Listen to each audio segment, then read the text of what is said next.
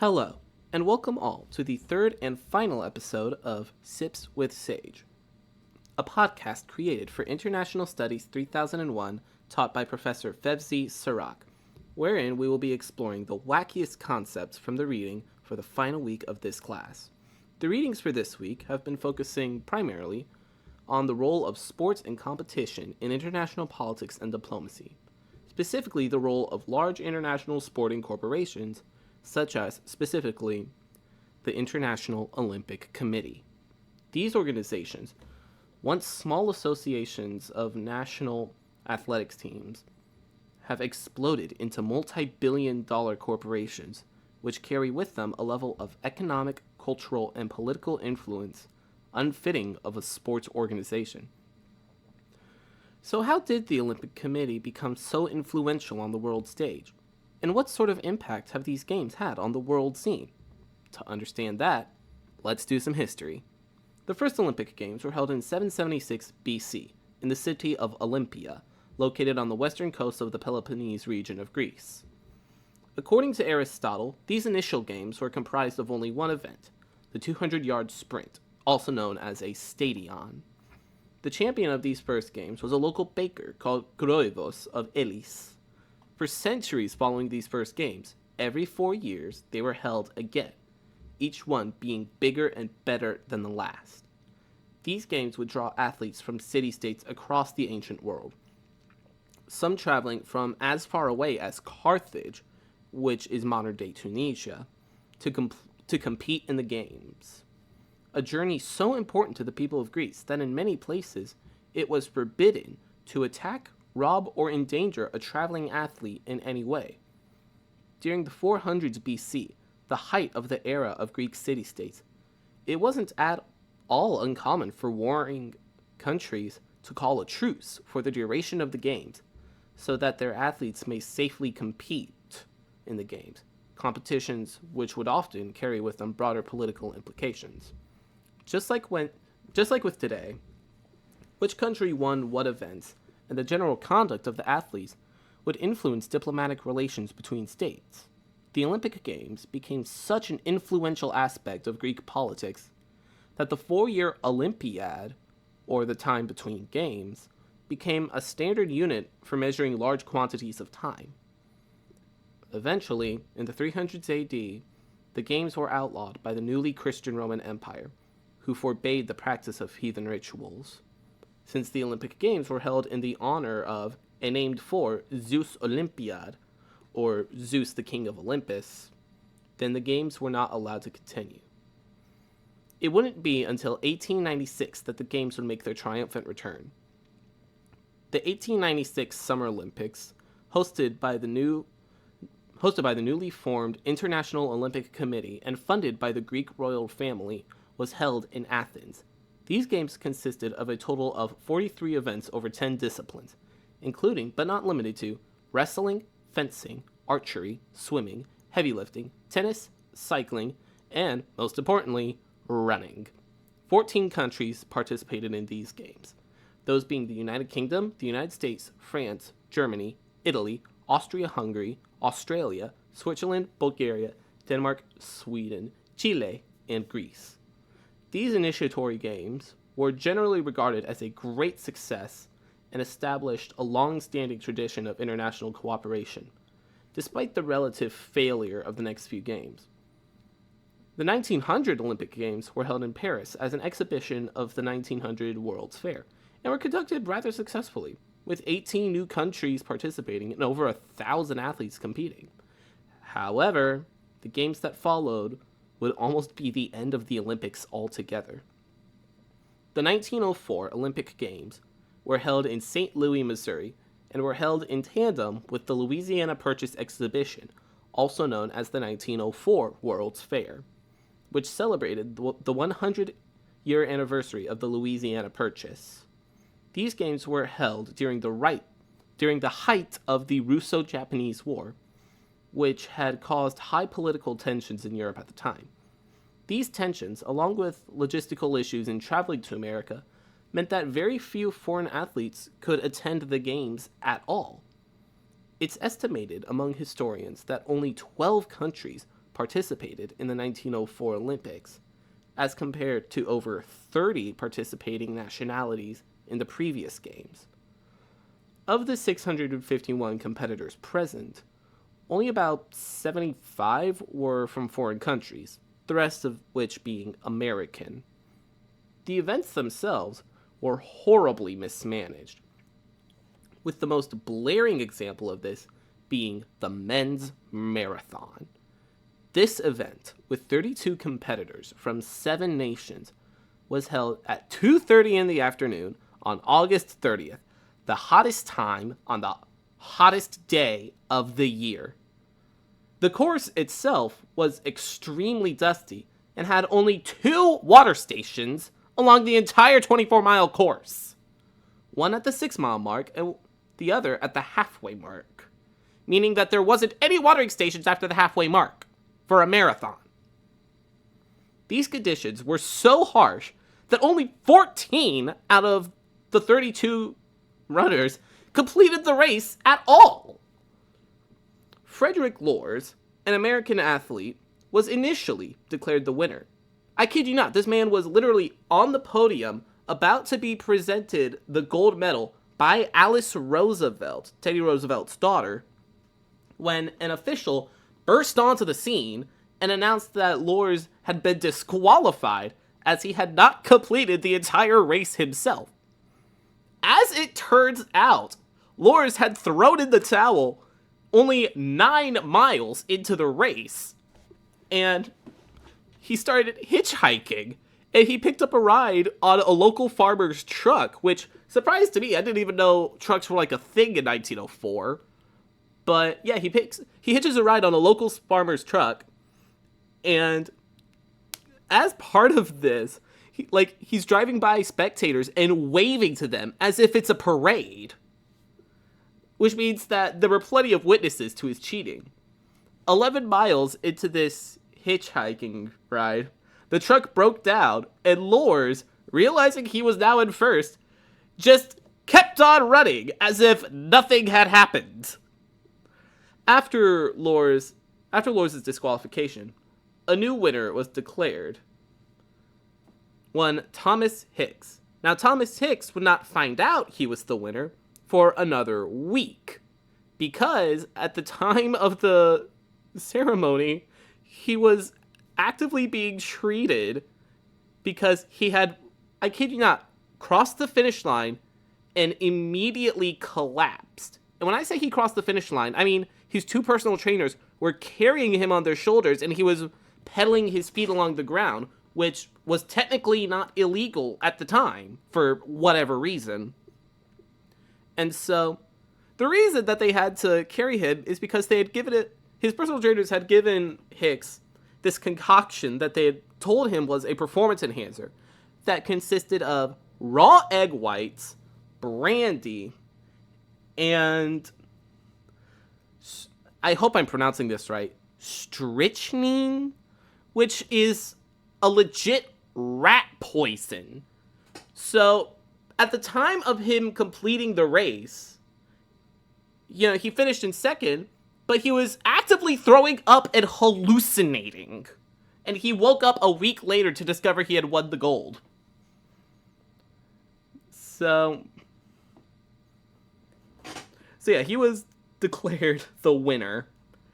In 4th place came Cuban postman Andrés Carvajal, who had barely even gotten to the games in the first place. On his way to the games, he had made a pit stop in New Orleans and lost all his money gambling. So he resolved to hitchhike his way to St. Louis. And he got there about 5 minutes before the marathon started. He didn't even have time to get changed. And even if he did, he had no clothes. So what this man did was he cut off the legs of his khaki pants to fashion them into shorts, and he started running. Now keep in mind, again, he had no money. So this man had not eaten for the past 72 hours. And so when Carvajal sees a spectator on the sidelines eating 2 big old juicy peaches, what he does is he runs up, grabs the peaches, and keeps running, eating the peaches. Now, apparently this wasn't enough, because later on in the race, Carvajal steers off course and goes into a local apple orchard and starts eating apples off the ground. Apples that had been slightly fermented. So Carvajal throws up, gets slightly drunk, and takes a 20-minute nap. Then he gets up and keeps running, and still finishes in 4th. Now, sorry, I have to find my place. I got a little off script. The man who finished in 8th place was a French runner who had actively gotten shot at by a local farmer. There's his name, Albert Corey, a French runner named Albert Corey, who, fun fact, did not bring the right visa and was arrested immediately after this event, but he got shot at by a local farmer who thought he was a trespasser, a farmer who reportedly had no idea the games were going on in the first place. And then there was a big controversy because people were disappointed by the performances of Lentoignane and Jan Masciani, the runners from South Africa, who perhaps would have done better if they had not been chased off the course by wild dogs. I wish I was making this up. Needless to say, the entire affair was a spectacular mess. And following this, many countries had stated that they would not be participating in the Olympics if this would be the level of quality going forward. Luckily, the next games, the 1906 Intercalated Games, were a roaring success. Held once again in Athens, these games revived public interest in the Olympics and restored faith in the proper organization of such events. For years after that, the scale of these games would continue to grow and grow and grow and grow. Eventually, in 1924, the concept of the intercalated Winter Olympics began, with the first ones being held in Chamonix, a town famous for, a Swiss town famous for its views of Mont Blanc, where many of the events were held. The games would continue to become more and more of a political tool, reflecting a nation's relationship with different states and the international community writ large. A good example of this would be Jesse Owens, an African-American runner competing at the Berlin Olympics in Nazi Germany, which was a powerful political statement from the United States. Another great example of this that I personally love, I kid you not, this is one of my favorite stories of international politics, was the dilemma surrounding the hosting of the 2022 Winter Olympics. Now, originally, these games were supposed to be held in Norway's capital of Oslo. The decision from the Olympic Committee thrilled the people of Norway, who saw this as an excellent opportunity for Norwegian tourism, for the economy, and for the city's infrastructure. King Harald V of the Norwegian throne took special interest in this event, dedicating much of his own treasury to future building projects surrounding the games. In 2018, about 100 surveyors and their assistants from the International Olympic Committee traveled to Oslo to begin drafting construction on the venues for the opening closing ceremonies of the games and for multiple events. King Harald was thrilled to host these guests, paying personally for their room and board and hosting multiple banquets throughout the week in their honor.